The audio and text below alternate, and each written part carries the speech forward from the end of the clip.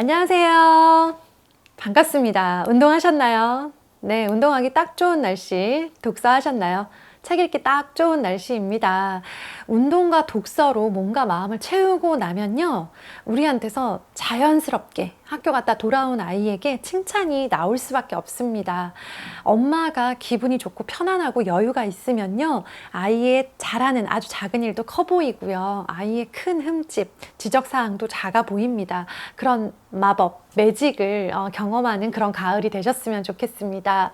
우리 어머님들, 우리 최상위권 너무 좋아하죠. 네. 최상위권을 가장 바라는 사람이 저는 부모인 줄 알았습니다. 근데 가장 바라는 사람은 공부를 하는 아이 본인이에요.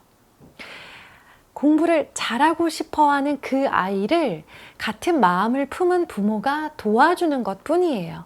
지켜봐주고 더 도움이 될 만한 것이 있다면 알려주고, 네, 불필요한 것이 있다면 그만하게 해주고, 이게 부모의 역할이에요. 잘하고 싶은 열망은 아이들이 더 크다라는 거 기억을 하시고요. 아이를 앞에서 끌기보다는 뒤에서 지켜봐주고 살살 이렇게 밀어서 살살살살 밀어준다, 이런 느낌으로 가주셨으면 좋겠고요. 정말 잘하는 최상위권 아이들의 공통점이 자기 주도적인 공부를 하는 아이라는 점이에요.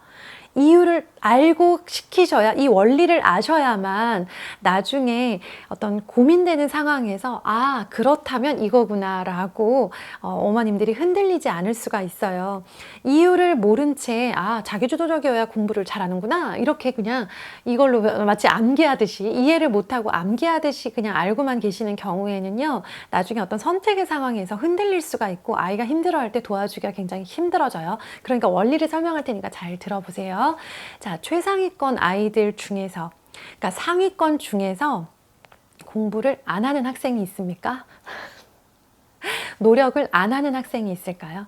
여기서 말하는 상위권은 초등학교 상위권이 아니에요. 초등학교 상위권들은요, 머리 똑똑한 애들이 잘해요. 그러니까 부모님이 좋은 머리를 물려주신 아이들. 저 반에 공부 잘하는, 초등학교 때 공부 별로 안 해도 잘하는 아이들 물어보잖아요. 네, 엄마 아빠 여지 없습니다.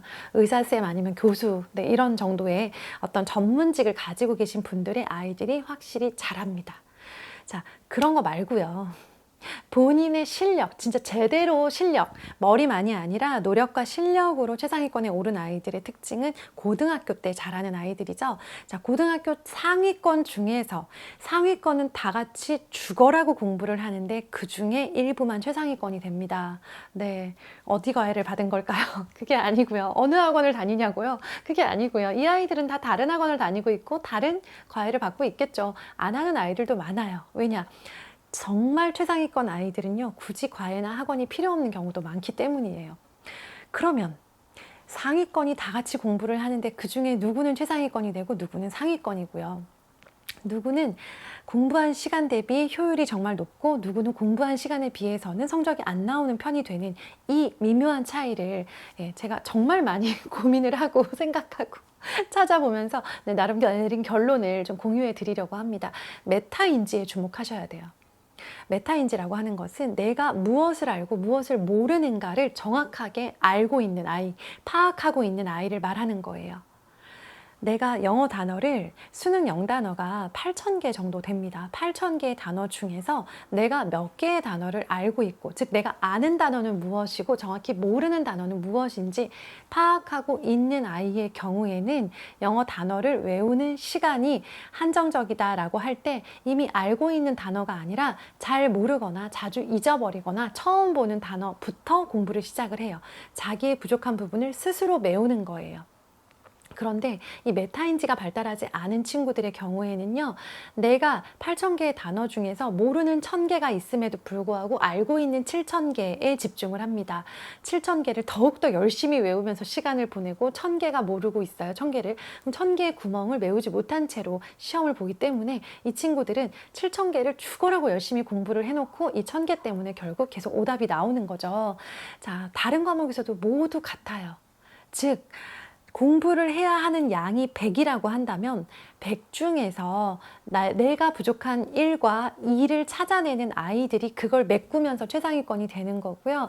내가 똑같이 100 중에서 1과 2가 부족함에도 불구하고 내가 어느 부분에 어떤 개념을 정확하게 알지 못하는지를 파악하고 있지 못해서 그 부분을 메우지 못한 채로 열심히 하는데 이미 잘 알고 있는 98, 99에 더 집중을 하는 거죠. 자, 그러면 결과가 어떻게 될까요? 똑같이 98 정도였다면 내가 2를 모른다라는 사실을 알고 있는 아이가 2를 메워버리면 얘는 100이 되는 거고 얘가 최상위권이 되는 거예요. 그쵸? 자, 그러면 어떻게 이렇게 내가 모르는 것들을 알 수 있는 그런 힘이 생길까? 메타인지는 어떻게 생길까? 내 공부를 내가 계속 위에서 바라다 보면서 내가 파악을 하고 있는 아이들, 그걸 해본 아이들이 이 메타인지가 생기는 거고, 메타인지를 통해서 자기의 부족한 부분을 메우면서 똑같이 공부하는 상위권 중에서 최상위권이 되는 것이 가능해지는 거예요. 자, 그럼 자기 주도적인 아이가 왜 메타인지가 생기느냐? 내 공부니까 내가 100% 알고 있어야 되는 거예요. 자기 공부를 100% 파악하고 있는 아이들이 많지 않다라는 뜻이에요. 아시겠죠? 그러니까 아이들이 모두 열심히 공부를 하는데 어떤 아이들은 자기 공부가 머릿속에 설계도 도면처럼 다 그려져 있어서 아, 내가 이거는 강하고 이거는 약한데 이것 중에서도 이 부분이 약하고 이것 중에서도 이걸 좀 더 하면 약한 부분들이 개선이 되겠구나라고 머릿속에 이 도면처럼 들어가 있는 아이들과 지금 시간이 30분이 남는데 지금 뭘 하면 좋을까 우왕좌왕하거나 이미 잘하고 있어서 하지 않아도 되는 것들을 반복하는 정도로 시간을 보내는 아이. 결국 시간 싸움이잖아요. 정해진 시간 안에 누가 더 본인에게 가장 필요한 공부를 해서 가장 효율을 높이느냐의 싸움이라고 한다면, 물론 이거 싸우는 건 아니지만, 네, 한다면 같은 시간, 아이들이 아무리 잠을 줄여도 한계가 있어요. 그리고 잠을 줄인 상태에서 있는 체력, 없는 체력 다 끌어올려서 막 무리해가면서 공부를 할 수 있는 그 시간은 길어야 네, 고등학교 1년 정도라고 생각을 해요. 마지막 1년. 네, 혹은 뭐 재수까지 하면 2년 정도 되겠지만. 자, 그럼 똑같이 아이들이 비슷한 정도로 자고 비슷한 정도로 학교 수업을 마치고 학교 수업 이후에 개인적으로 공부하는 시간 동안에 최대의 효율을 높이기 위해서는 내 공부가 내 머릿속에 들어가 있어야 되는 거예요. 학원 선생님이 내준 프린트를 이게 왜 하는지도 모르겠고 내가 잘 아는지 못하는지도 모르는 상태에서 외우라고 하니까 선생님이 다음 주에 시험을 본다고 하니까 아무 생각 없이 외우는 것과 아, 내가 이 부분이 약해. 나는 이 부분에 대해서 더 개념 이해를 위해서 설명을 들어야 돼. 혹은 문제를 풀어야 돼. 나는 암기를 해야 돼. 라고 하는 그 공부의 종류가 머릿속에 들어있는 아이가 다른 거예요.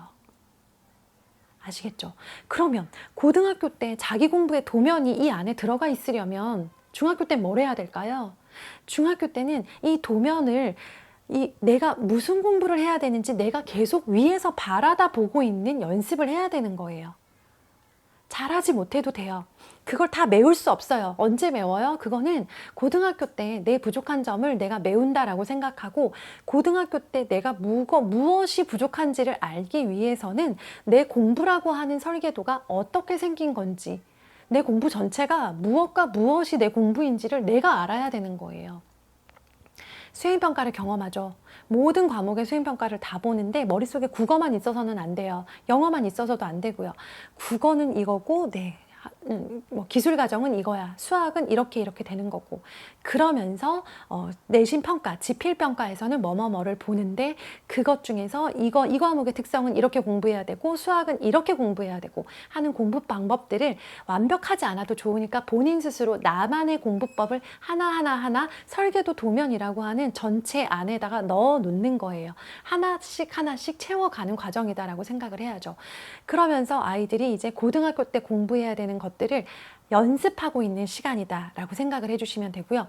중학교 때 이렇게 도면을 그려보는 연습, 도면 안에 뭐가 있는지 바라보는 연습, 공부를 눈앞에서만 보는 게 아니라 이렇게 위에서 밑으로 내려다보면서 어떤 부분이 강하고 약한지 나 스스로에 대해서 아는 그런 파악을 하는 아이가 되기 위해서 그럼 초등학교 때 무엇을 해야 될까요? 네, 이렇게 역으로 내려온 거예요. 초등학교 때는 공부를 하고 있었어야 돼요. 네. 공부를 안 하던 아이가 중학교에 가서 갑자기 이렇게 위에서 내려다볼 수가 없어요. 앞에서도 보지 않았던 아이가 위로 올라간다고 잘 보이지가 않아요. 앞에서라도 보고 있었던 것을 관점을 바꾸어서 위에서 내려다보는 것으로 바꾸는 것일 뿐, 앞에서는 보고 있었어야죠. 그러니까 위에서 설계도를 그려서 하나씩 내려다보며 내 부족한 점을 알고 있는 게 아니고요.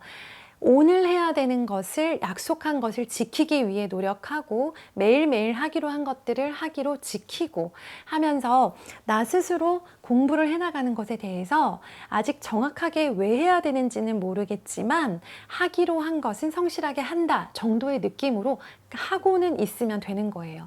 그런데 이 과정에서 아이가 너무나 힘들어하거나 너무 많은 양을 하거나 하루도 쉬지 못하거나 주말에도 아이가 힘든데 계속 해야 되거나 아니면 아이가 잠시 힘들어서 정체기를 겪었는데도 계속 밀고 나가야 한다거나 하는 건 아니에요.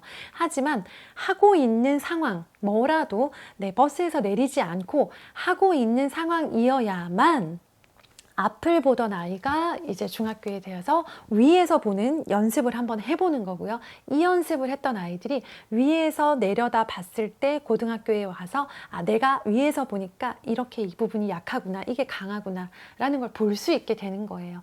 자기 공부를 자기가 파악하는 연습을 하는 거다라고 생각을 하고요. 우리 부모님들 기똥차게 아이 계획 잘 세워주시잖아요. 부족한 거 하나 없어 보이게 잘 세워주시는데요. 아이를 위해서 했던 그 노력이 실은 아이가 위에서 볼 수 있는 기회를 뺏는 건 아닌가라는 것도 기억을 하셔야 돼요. 그래서 초등학교 때 매일매일 꾸준히 공부하는 습관을 들이는 것도 중요하지만 부족하나마 내 공부의 계획을 내가 세워보는 것도 굉장히 중요해요. 공부의 계획은 거창하게 월 단위, 년 단위까지 가지 마시고요. 일주일 단위를 추천을 드리고요. 일주일의 계획을 일요일 저녁이나 월요일 아침 정도에 세워보고 한 주를 시작하는 것. 이것은 부모님이 앞장서서 하지 마시고요. 이제 아이한테 넘기셔도 돼요. 아이가 공부를 매일매일 해가는 습관이 어느 정도 들어있다면 이제 계획을 아이가 짜봐야 돼요. 특히 초등 5학년, 6학년, 고학년 친구들은요. 지금 해봐야 중학교 때 본인이 중간고사, 기말고사 시험 준비 계획 세워서 시험 보는 거 할 수 있어요. 그래서 일주일 단위로 할 수 있는 일주일짜리 계획 짤 수 있는 그 양식을 제가 공유를 해드릴게요. 카페에 가시면 바로 다운받으실 수 있게 지금 올려놨고요. 가서 다운받아서 인쇄하셔가지고요. 아이랑 오늘 월요일이잖아요. 이번 일주일의 계획을 아이랑 같이 짜보세요. 이 계획을 짜서 아이 맘대로 다 하라는 게 아니고요. 아이의 생각을 계획표를 통해서 보는 거예요. 보고 같이 수정하고 대화 나누면서 아이가 자기 공부의 주도권을 가지고 계획을 짜보고 그걸 수정하고 계획을 잘 지켰나를 보면서 자기 공부를 점차적으로 여기밖에 못 보고 시키는 대로만 하던 아이가 이렇게 올라가서 위에서 내 공부를 내려다보면서 이 부분이 잘하고 있어, 이 부분은 좀 약해 하는 자기 것들을 볼 수 있는 다른 관점을 줄 수 있는 부모여야 돼요. 아시겠죠? 이게 안 되면 절대 최상위권은 안 돼요. 열심히 하는 상위권이 돼요. 하루 종일 공부하는 상위권이 정말 많습니다. 네. 똑같이 노력하는데 누구는 최상위권이고 누구는 상위권이 된다라는 거 기억을 하시고요. 공부하는 아이, 우리 집 아이가 공부를 잘하고 싶어 한다라고 한다면요. 이 부분 반드시 생각하시고 지금 공부량이 줄어도 좋으니까 커브 틀 때 속도 줄인다라는 느낌으로 관점을 바꿔주기 위한 목적으로 가는 거기 때문에 공부량 줄어드는 거 겁내지 마시고 계획 짜는 거, 주도적으로 공부하는 것들을 아이에게 기회를 많이 줘보시는 그런 2학기가 되셨으면 좋겠습니다. 네, 카페에 가셔서 양식 가지고요. 계획 짜는 연습 계속 해보세요. 하면 할수록 엄청 잘합니다. 우리 어머님들 자기주도적인 그런 아이로 꼭 키우시고요. 네, 아이가 원하니까 공부만 하다가 공부 열심히 하고 상위권 혹은 중위권 되는 아이 아니고요. 효율적으로 공부해서 자기가 바라는 그런 목표에 이르는 아이가 될 수 있도록 우리 많이 도와주는, 잘 지혜롭게 코칭해주는 부모가 되었으면 좋겠습니다. 감사합니다. 좋은 하루 되세요.